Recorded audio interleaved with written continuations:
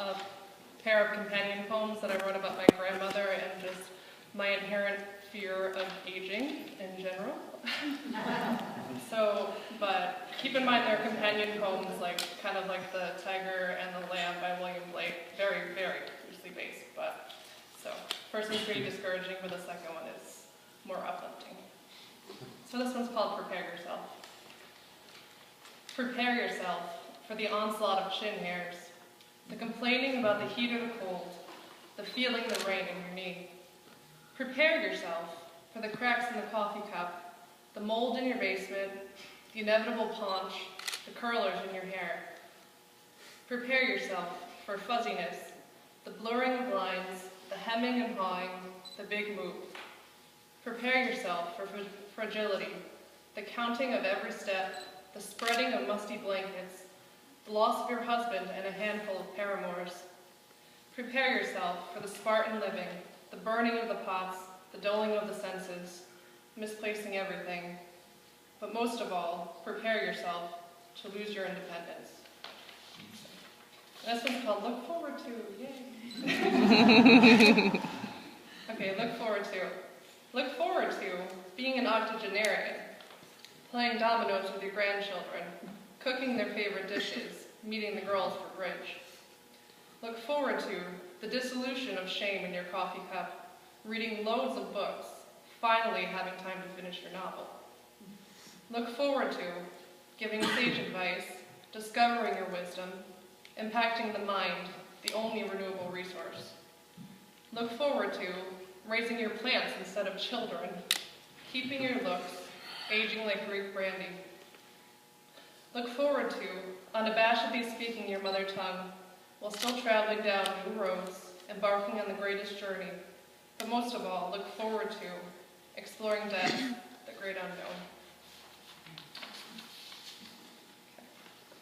This one's in honor of my recently quitting Maryland.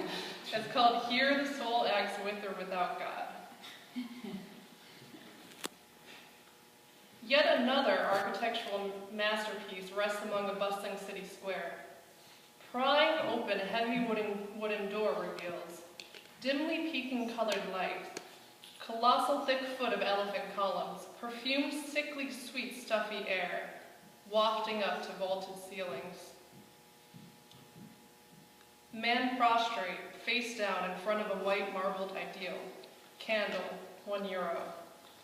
Old woman sits stoically, withered hands folded primly in her lap, waiting out the Virgin Mary. Greens, reds, blues, yellows tell fables, but mostly glimmer pretty.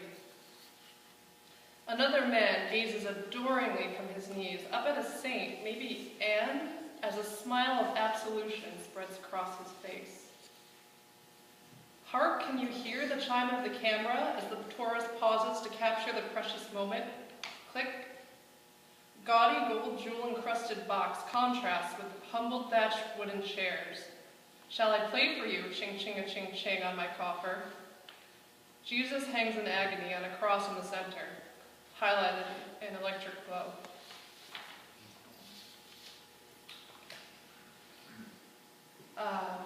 This one I thought, it's more uplifting, I guess. Just an extended metaphor, since it's the season of lilacs. It's called Lilacs. Lilacs smell like an old lover, imperfectly preserved in my favorite vase. The blown glass spun one, mix of green fading into blue. If I have lilacs, I search for nothing else. All is exposed in the curvaceous, cascading buds. The petals are soft, like threadbare sheets. Lilacs only appear in the rainiest parts of spring, often when you least expect them. When they are gone, you miss their scent, feel nostalgic and wistful for the perfumed air. Lilacs have tiny openings, secrets, and need rain and adversity to thrive. Springtime nutritious birthday picnic on the balcony when I wore a lilac-colored shirt and you wore a purple tie. But lilacs are just in passing. Eventually they brown, shrivel, and dry up for one reason or another. They have their season. Yet every year they crop up again from that once planted seed. They say that the more you pick, the better next year's bounty. Lilacs make you wonder, is there a reason for it? A reawakening? Or should we dig them up, pull out their roots, and eradicate the past? Okay, so a few more here. Once again, another extended metaphor. It's called like an old library copy of a yearbook. I used to work in a library, and I dealt a lot with yearbooks, so not particularly inspired, I guess, but thought it worked. I find myself perused, with and without care, like an old library copy of a yearbook. Most pages are still intact, although several are torn or removed altogether. I tell the story of a 4-year reign, a history with a neat beginning and an end. Yet there is such a thing as alumni. Who will revisit me next? Or am I too battered and worn out? Handle me with care. This one's called Driving to Contentment, and it kind of plays with this idea that I've had of places not so much being their attributes, like the town hall and the hospital and the cafes, and being more like ideals, I guess, or like the way that we conceive them in our minds. So anytime I say, like, it's called Driving to Contentment, contentment being a capital C, being a place, I guess. So, yeah. I mean, places can also be people too. Like, to me, a lot of places are people. Like, Reading is my friend Tom. I don't really think of Reading, I think of Tom. But it's just places as ideals, which can be several places, but just driving to contentment. I stood at the airport, trying to choose a flight, in a desperate fleet from dreary. I had just driven myself 45 minutes from overly familiar, because I could no longer stand the constricting hardened fist within my chest. My first instinct was to flee to optimism, but my head wouldn't let me, and the flight was delayed. Then I thought, I'd really like to go to luxury, but the flight was overcrowded, and I was too broke.